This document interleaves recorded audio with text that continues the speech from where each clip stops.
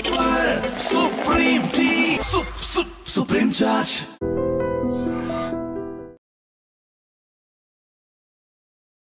అసలు బతుకమ్మ పండగ ప్రాశస్త్యం ఏంటి? బతుకమ్మని ఎందుకు జరుపుకుంటాం? అంటే బతుకునిచ్చే అమ్మ బతుకమ్మ అంటారు. ప్రకృతిలో పువ్వులతో చేసే పండగ ఏదైనా ఉందంటే మన బతుకమ్మ పండగ. పువ్వులన్నీ బతుకమ్మలాగా మన లింగాకారంలో వస్తాయి. ఏమేమి పువ్వొప్పుని గౌరమ్మ, ఏమేమి కాయొప్పుని గౌరమ్మ, తంగేడు పువ్వొప్పుని గౌరమ్మ, తంగేడు కాయొప్పుని గౌరమ్మ. కష్టాలు సుఖాలు పాడుకుంటారు చూడండి. ఇద్దరక్క చెల్లెళ్ళు ఉయ్యాలో, ఒక్కూరికే ఇస్తే ఉయ్యాలో, ఒక్కడే మా ఎన్న ఉయ్యాలో, వచ్చన్న పొడు ఉయ్యాలో, వస్తుంటి చెల్లెలా ఉయ్యాలో, ఏరడ్డ మాయ ఉయ్యాలో, ఏటికి ఎంపలి ఉయ్యాలో, చెట్టడ్డ మాయ ఉయ్యాలో. ఎంత బాగా పాడారు. అసలు బతుకమ్మ ఆడుతున్నట్టుగా అనిపిస్తుంది మీరు పాడుతూ ఉంటే. ఒకరు ఆడుతుంటే మిగతా వాళ్ళందరూ వాళ్ళతో పాటు ఆడుతుంటారు. అవును, గొంతు కలిపి ఒక లిరిక్ చెప్తే అందరూ పాడేవాళ్ళు. అందరూ ఒకటేలాగా ఆడుతూ పాడతారు అన్నమాట. ఎంత సందడిగా ఉంటుంది. అవును, ఆడపిల్లలు పుట్టింటికి వస్తారు ఈ సమయంలో. మనకి ఈ పాటల్లో మీరు చూడండి అమ్మా, ఈ పాటల్లో ఏముంటాయంటే కష్టాలు, సుఖాలు, ఆనందాలు, అనుభూతులు. మరి ఈ బతుకమ్మ పండుగ వస్తే మా ఆడపిల్లలు ఎంత చక్కగా తయారవుతారో తెలుసా?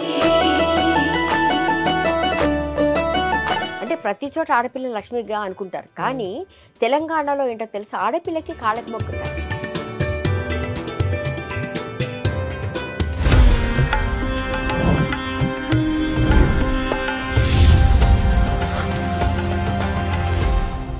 ఐడ్రీమ్ ప్రేక్షకులకు నమస్కారం. దైవానుగ్రహం కార్యక్రమానికి స్వాగతం.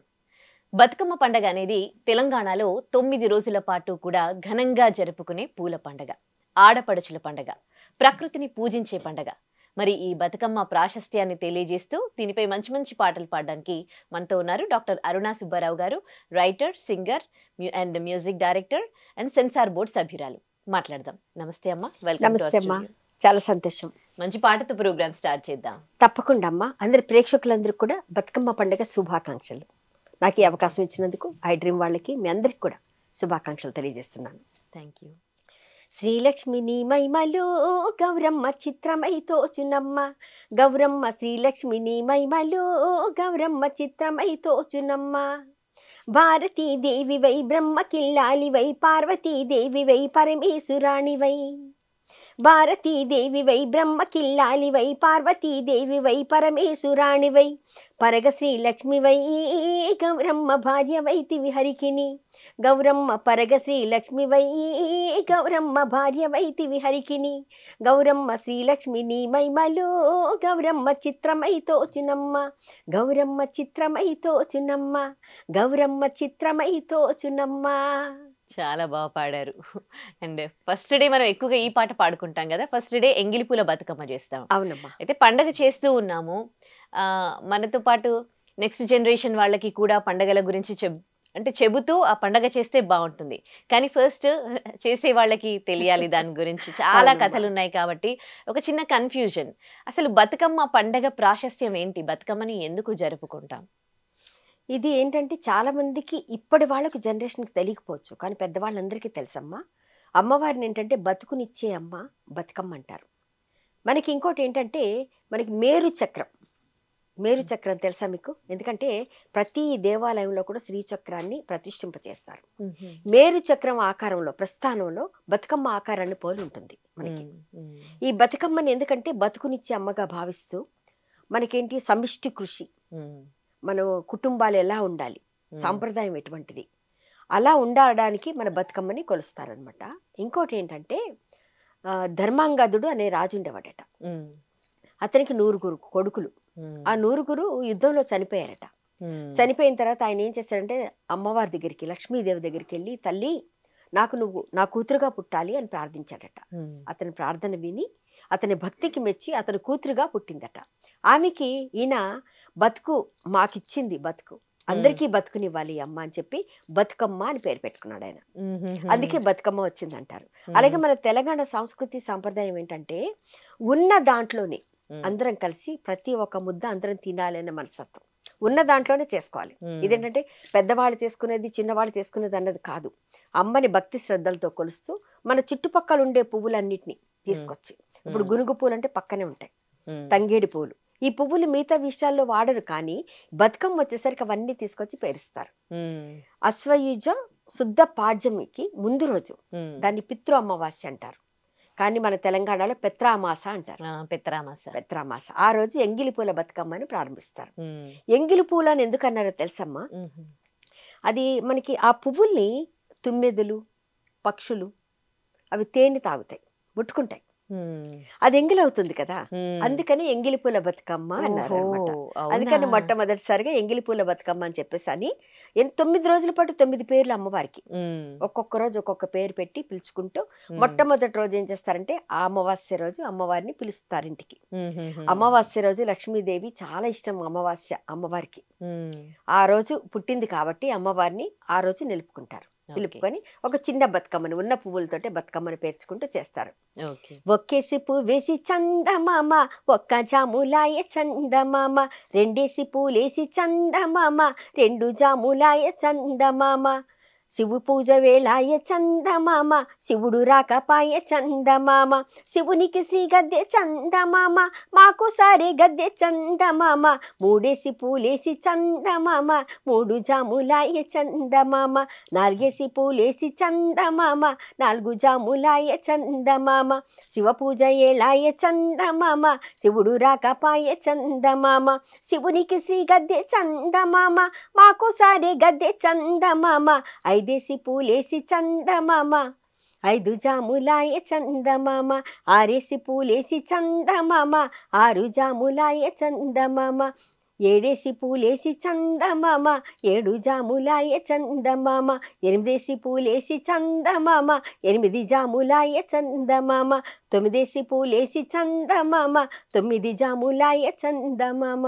ఓకే. అంటే ఒక్కొక్క దానికి శివుడు వచ్చి ఎలా అంటారు, ఉమ్, కానీ ఇక్కడ మనకి 9 రోజులు చేయాలి. ఉమ్. ఎందుకు 9 రోజుల ప్రాశస్త్యం ఏంటి? 9 రోజుల ప్రాశస్త్యం ఏంటంటే అమ్మవారికి ఇష్టమైన నవరాత్రులు అప్పుడే ప్రారంభం అవుతాయి. ఉమ్, అమ్మవారిని కూడా ఒక్కొక్క రూపంలో ఒక్కొక్క రోజు ప్రార్థిస్తారు మన వాళ్ళు. అవును. అలాగే 9 రోజులు అన్నది ఒక శాస్త్రం. 9 మన నవగ్రహాలు, 9 అన్న సంఖ్య చాలా ప్రశస్తమైన సంఖ్య మనకి. ఇప్పుడు నవగ్రహాలు 9, అవును. అమ్మవారి నవరాత్రులు 9, ఇలా అన్ని ప్రతి 9కి అంత గొప్పతనం ఉంది 9 సంఖ్యకి. అలా 9 రోజుల పాటు ఒక్కరోజు చేసి వదిలేయకూడదు. మనకి ఇంకోటి ఏంటి, ఆడపిల్లలు పుట్టింటికి వస్తారు ఈ సమయంలో, అవునా? మనకి ఈ పాటల్లో మీరు చూడండి అమ్మా, ఈ పాటల్లో ఏముంటాయంటే కష్టాలు, సుఖాలు, ఆనందాలు, అనుభూతులు, సమస్యలు. అవును. ఈ వాడుక భాషలో ఈ పాటలు పాడడం అనేది, బతుకమ్మను కొలుస్తూ అనేది, ఈ ఆచారం ఎట్లా వచ్చింది? ఇది మన తెలంగాణలో వచ్చిన ఆచారమే ఇది. అప్పుడు మనకేంటంటే పూర్వకాలం నుంచి ఉందంట, అప్పటిది మరి మనకి పెద్దగా తెలీదు. ఆ తర్వాత ఏంటంటే మనకి ఈ నిజాము కాలంలో ఏంటంటే మన వాళ్ళు చాలా వరకు ఇళ్లలోనే ఉండేవారు, బయటికి తక్కువగా వచ్చేవారు. కానీ ఈ పండగ వచ్చినప్పుడు ఈ చుట్టుపక్కల ఉన్న పువ్వులన్నీ కలుపుకొని పూలతో చేసే పండగ ఏదంటే ఇదే పండగ, ప్రకృతి పండగ. ఈ సమయంలో వర్షాలు పడతాయి, మనకి వర్షాలు పడతాయి. అంటే ప్రతి పండగలోనూ ఒక విశిష్టత ఉంటుందమ్మా. ఎందుకంటారా, ప్రతిదీ కాలానుగుణంగా మన పరిస్థితులను బట్టి మనం చేసుకుంటూ వస్తాం. మనం ఇంకోటి ఏంటి, దేవుళ్ళని మనం ప్రార్థిస్తాం. హిందూ సాంప్రదాయంలో గొప్పతనం అది మనకి. ఈ సాంప్రదాయాన్ని బట్టి ఏం చేస్తామంటే ఒక్కొక్క విషయానికి ఒక్కొక్క దేవుడిని ప్రార్థిస్తాం. ప్రకృతిలో పువ్వులతో చేసే పండగ ఏదైనా ఉందంటే మన బతుకమ్మ పండగ. పువ్వులన్నీ బతుకమ్మలాగా మన లింగాకారంలో వస్తుంది, చూసారా? బతుకమ్మ లింగాకారంలో వస్తుంది. తల్లి బతుకమ్మ, పిల్ల బతుకమ్మ. పిల్ల కూడా ఉండాలి మరి తల్లితో కంపల్సరీ కదా. అలా కొంతమంది 3, 5, 9 మళ్ళీ 7 వరుసలు పేర్చరు. అలా పేర్చి ఇది పెట్టుకుంటారు. పువ్వులతోనే అమ్మవారిగా తయారు చేసుకొని ఆ పువ్వుల పైన ఒక ఆకులో పసుపుతోటి గౌరమ్మ చేసి అక్కడ పెడతారు. పెట్టుకొని ఆమెకు పసుపు, కుంకుమ అన్ని పెట్టి ప్రార్థిస్తారు. గౌరమ్మని ఎందుకు ప్రార్థిస్తారు అంటే వలచి వలపించుకున్న వనిత పార్వతీదేవి. స్వామిలో సగభాగం, పురుషుడు వేరు స్త్రీ వేరు కాదు, అక్కడ ఇద్దరు ఒకటే భావం. అందుకని ఏంటంటే అమ్మవారిని అలా ప్రార్థిస్తారు. ఒక్కొక్క ప్లేస్ లో ఒక్కొక్కలా పిలుచుకుంటారు. కానీ ఇక్కడ మనకి బతుకమ్మ అని పిలుస్తారు, ఇంకో దగ్గర గౌరమ్మ అని పిలుస్తారు. మళ్ళీ రూపాలన్నీ ఒకటే, ముగ్గురు ఒకటే, లక్ష్మీ, సరస్వతి, పార్వతి. ఆ 3 రూపాలు ఒకటే, భావన ఒకటే. కానీ ఇదేంటి మనకి కష్టాలు సుఖాలు పాడుకుంటారు చూడండి.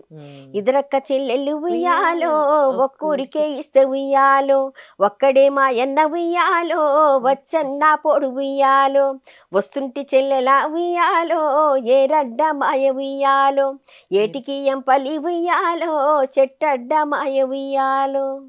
అంటే ఈ కష్టాలు ఒక్కడే మా అన్నున్నాడు, మమ్మల్ని ఇన్ని రోజుల నుంచి పిలుచుకెళ్ళలేదు అంటే సంవత్సరానికి ఒకసారి వచ్చేవారు వాళ్ళు పండక్కి. ఆ వచ్చినప్పుడు 9 రోజుల పాటు వీళ్ళు ఇక్కడే ఉంటారు, ఉండి పుట్టింట్లో. అంటే అమ్మవారు కూడా మన దగ్గరకు వస్తుంది, పుట్టింటికి వస్తుంది అని అర్థం. అక్కడ అమ్మవారిని పుట్టింటికి తీసుకొచ్చినట్టుగా భావించి, ఆడపిల్లగా భావించి మన వాళ్ళు, అందుకే అలిగిన బతుకమ్మ అంటారు. అలుగుతుందట ఆ రోజు అమ్మ. రెండో రోజా అలిగిన బతుకమ్మ? 3వ రోజు. ఒక్కసారి అది చెప్తా ఉండమ్మా. ఒక్కసారి మనకేంటంటే ఒక్కొక్క రోజు ఒక్కొక్క పేరుతో పిలుస్తారు కదా అమ్మవారిని. మొట్టమొదటి రోజు ఎంగిలి పూల బతుకమ్మ, తర్వాత అటుకుల బతుకమ్మ, అటుకుల బతుకమ్మ, తర్వాత ముద్దపప్పు బతుకమ్మ, తర్వాత నానబియ్యం బతుకమ్మ, అట్ల బతుకమ్మ అంటారు, తర్వాత అలిగిన బతుకమ్మ. ఇది ఎప్పుడు 6వ రోజు అలుగుతుంది అమ్మ. ఆడపిల్ల అంటే అలుగుతుంది, అలగకపోతే ఎట్లా?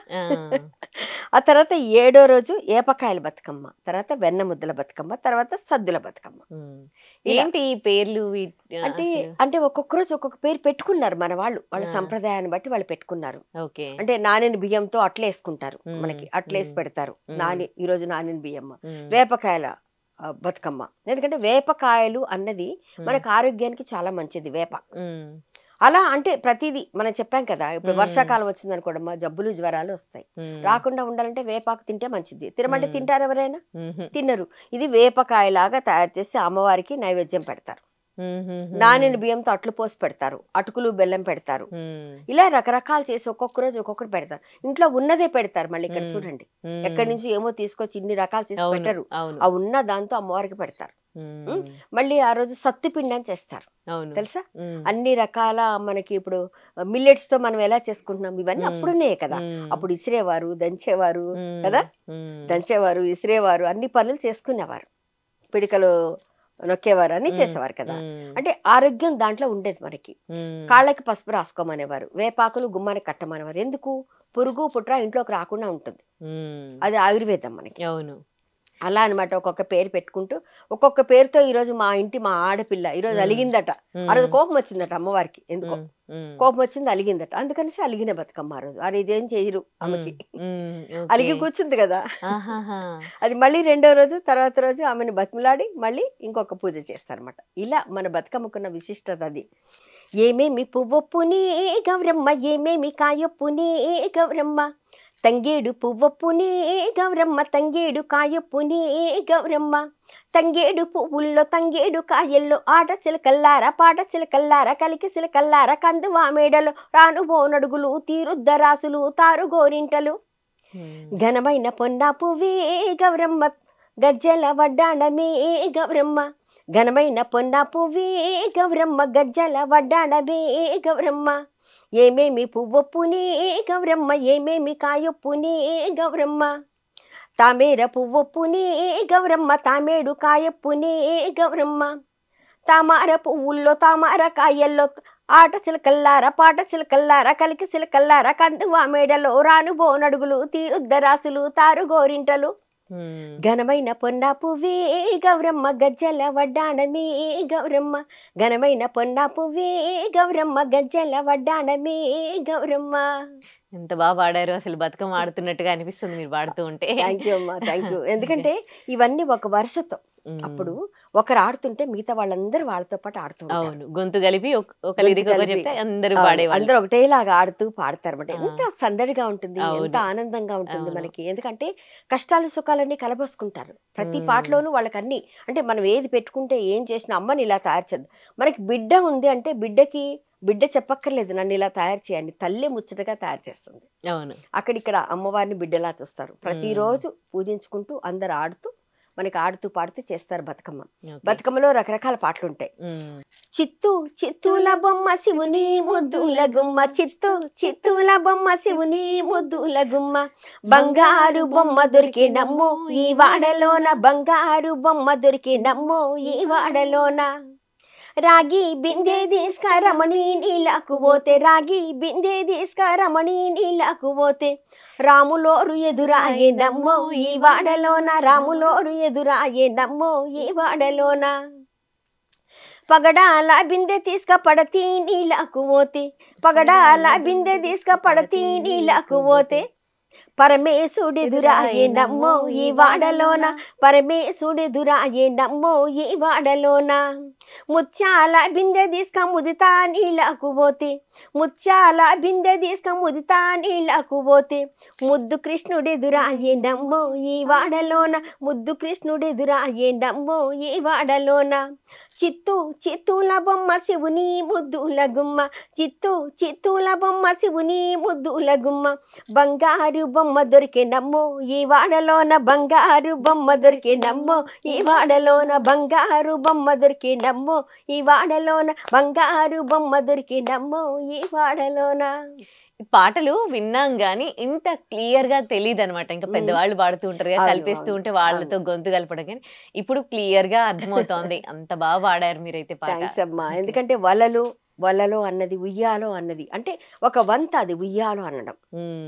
రామ రామ రామ వియ్యాలో రామనే శ్రీరామ వియ్యాలో రామ రామ వియ్యాలో రాగమెత్తారాదు ఉయ్యాలో అంటే ఒకరు పాడుతుంటే మిగతా వాళ్ళందరూ పాడుకుంటూ వెళ్తారు. ఉయ్యాలో ఉయ్యాలో అని ఎందుకు అని ఉండొచ్చు, అది మనకి తెలియదురా. అది ఉయ్యాల అన్నది మరి అది ఊత పదంలాగా వచ్చేసింది ప్రతి దాంట్లో కూడా. ఉయ్యాల ఇప్పుడు మనకి లాలిపాట పాడతాం కదా, జోలపాట పాడతాం, లాలిపాట పాడతాం, అలాగే ఉయ్యాల అమ్మవారికి పాడడం అన్నది మన పెద్దవాళ్ళు పెట్టిన ఇవన్నీ కూడా. ఈ పాటలు అనేవి ఏంటంటే మనం ఎవరో రాసిని ఉంటాయి, రాసినవే ఇలా వస్తాయి మనకి, కానీ ఎవరు రాస్తారనేది ఇప్పటికీ తెలీదు. కొంతమంది వీటిలో రీసెర్చ్ చేసి ముందుకు తీసుకొచ్చారు వీటిని అన్నింటిని కూడా బయటికి, అలా ముందుకు వచ్చాయి. మనకి ఇంకోటి ఏంటి, అమ్మవారిని తయారు చేస్తారు కదా, అమ్మవారిని తయారు చేస్తారు, అక్కడ అందరు కలిసి ఆడతారు, పాడతారు, హారతి ఇస్తారు, హారతి ఇచ్చేటప్పుడు ఒక పాట పాడతారు, అమ్మవారిని తీసుకెళ్లేటప్పుడు ఒక పాట పాడతారు.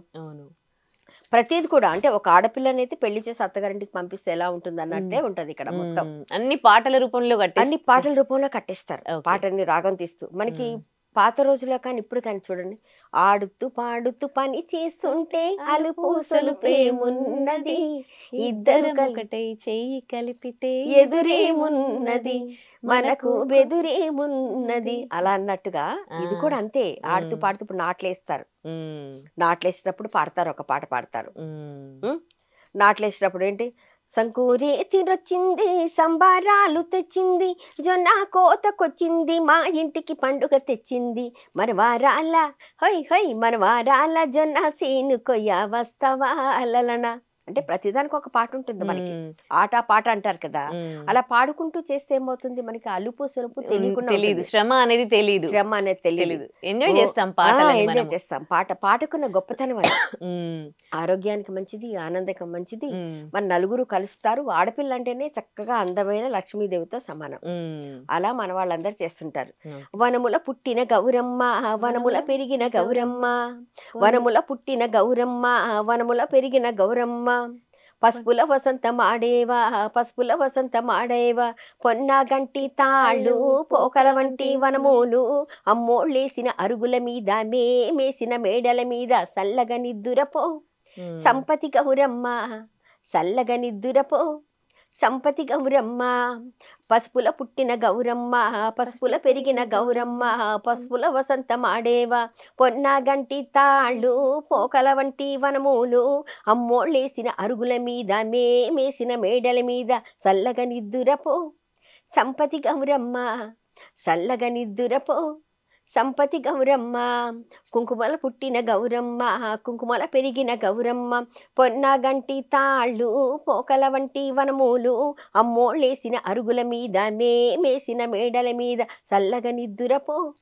సంపతి గౌరమ్మ, సల్లగా నిద్దురపో సంపతి గౌరమ్మ. ఇలా పసుపు కుంకుమ గంధము ఇలా అన్నిట్లో పాడుతుంటారు.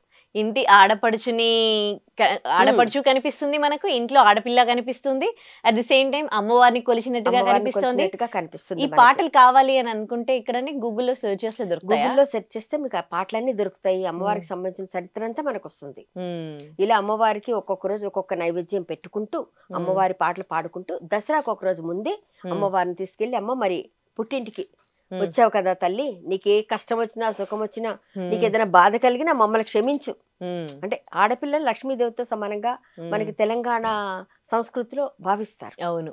అంటే ప్రతి చోట ఆడపిల్లలు లక్ష్మిగా అనుకుంటారు, కానీ తెలంగాణలో ఏంటో తెలుసు, ఆడపిల్లకి కాళ్ళకి మొక్కుతారు. అది నేను అడుగుదాం అనుకున్నాను మిమ్మల్ని. ఆడపిల్లలు అంటే పిల్లలు కాళ్ళు మొక్కొద్దు, అవును, ఆయు క్షీణం అని ఒక దగ్గర అనుకుంటారు. ఏపీకి వచ్చేసరికి అలా అనుకుంటారు. ఇక్కడికి వచ్చేసరికి తెలంగాణలో ఆడపిల్లల కాళ్ళు మొక్కుతారు, పేరెంట్స్ పెద్దవాళ్ళైనా గానీ ఎవరైనా సరే. అది మరి ఆయు క్షీణం అంటారు కదా, మరి అట్లా మొక్కొచ్చా అసలు? అది చాలాసార్లు నేను ఆ మాట అడిగాను నేను, ఎందుకు ఇలా, ఎందుకంటే పెద్దవాళ్ళకి దండం పెడతాం మనం పెళ్ళి అయితే కూడా, పెద్దవాళ్ళందరి దగ్గర ఆశీస్సులు తీసుకుంటాం. కానీ తెలంగాణలో మాత్రం ఆడపిల్లలు లక్ష్మిగానే భావిస్తారా. ఆడపిల్లని ఒక మాట అనడానికి ముందుకు రారెవ్వరు, అంటే కూడా ఒప్పుకోరు. లక్ష్మీదేవి మా ఇంట్లో పుట్టింది అంటే లక్ష్మీదేవి స్వయంగా మన ఇంటికి వచ్చినట్టే లెక్క. అందుకని ఆమెకి సంతోషం కలిగించాలి, ఆమెకు కాళ్ళకి నమస్కారం చేయాలి అంటే లక్ష్మిగా భావిస్తారు తప్పించి మన ఇంట్లో పుట్టింది కదా, మన ఆడపిల్ల కదా అని ఆలోచించరు. అక్కడ అమ్మవారి స్వరూపంగా భావిస్తారు ఆడపిల్లని. అందుకని పెద్ద చిన్న తేడా లేకుండా ఆమె కాళ్ళకి మొక్కుతారు వీళ్ళు. అవును, అది నేను అడిగాను అనమాట, అది అడిగాను. అలాగే మన వాళ్ళు బోనం కూడా అలాగే చేస్తారు. బోనాన్ని కూడా అంతే, ఉన్న దాంట్లోనే అమ్మవారికి నైవేద్యం కడుపు చల్లగా ఉండాలి. కడుపు చల్లదానం కోసం పెరుగు, ఉల్లిపాయ, పచ్చిమిరపకాయ ఇవన్నీ వేసి పెడతారు. మరి చూడండి, మరి అవునవును, అది నేచురల్ కదా, మరి నేచురల్ గా ఉండే దాన్నే పెడతారు. సందర్భాన్ని బట్టి, సమయాన్ని బట్టి, పద్ధతిని బట్టి. అంటే ఒక్కొక్క దగ్గర ఒక్కొక్క ఆచారం ఉంటుంది. ఇక్కడ బొడ్డమ్మను మొక్కుతూ మొదలు పెడతారు, బొడ్డమ్మ నుంచి మొదలు పెడతారు. అలాగే మన బతుకమ్మ కూడా అంతే. ఆ బతుకమ్మ ఆకారాన్ని చూసిన, ఆమె పాటలు పాడిన ఆనందం వర్ణనాతీతం. హిమవంతునింట్లో బుట్టి, హిమవంతునింట్లో పెరిగి, విధియాత తది అనాడు, మా తల్లి లక్ష్మీదేవి పోయి రావమ్మ, మా తల్లి లక్ష్మీదేవి మళ్ళీ రావమ్మ. అంటే తల్లి వెళ్ళమ్మా, మళ్ళీ రావాలి, నువ్వు మానేయకూడదు, పుట్టింటికి రావాలి కదా అన్నట్టుగా.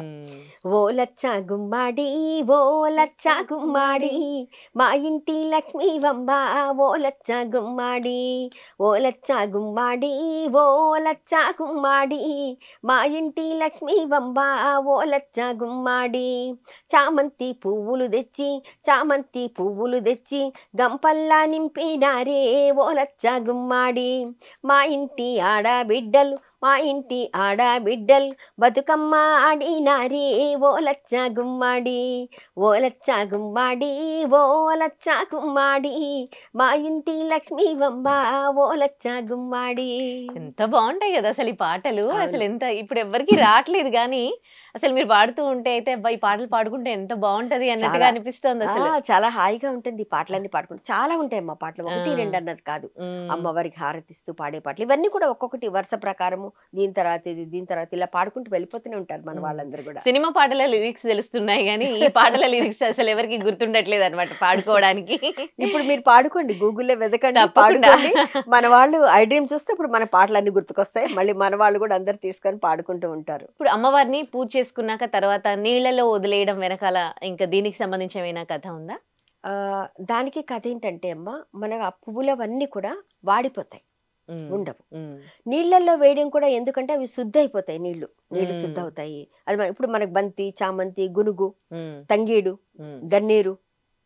మనకి ఇంకోటి ఏంటంటే బతుకమ్మకి చూడండి, మీకు ఆకులు, గుమ్మడాకులు పెడతారు, గుమ్మడాకులు పెడతారు. మళ్ళీ కాకరాకులు తెస్తారు, చిక్కుడు ఆకులు తెస్తారు. అంటే చూసా, ఇవన్నీ మిగతా వాటికి వాడరు, కానీ బతుకమ్మకు వాడతారు. ఆ ప్లేట్ లో అమ్మవారి కోసము ఆకులన్నీ పేర్చి, మనకి ఇవేంటంటే ఆకారం ఇలా తీసుకుంటూ రావాలి కాబట్టి, ఆకారం నిలబడాలి అంటే దాన్ని ఎక్కడ ఇదవ్వకుండా చూసుకోవాలి, అది కదలకూడదు అమ్మవారు. కాబట్టి మధ్యలో పుల్లలన్నీ, ఈను పుల్లలు తీసి ఆ పుల్లలతో ఇలా పెట్టుకుంటూ మధ్య మధ్యలో ఈ ఆకులవన్నీ మధ్యలో నింపుకుంటూ అలాగా అమ్మవారి ఆకారాన్ని తీసుకొస్తారు. శ్రీచక్రాన్ని పోలి ఉంటుంది మనకి, ప్రస్థానం శ్రీచక్రాన్ని పోలి ఉంటుంది మనకి.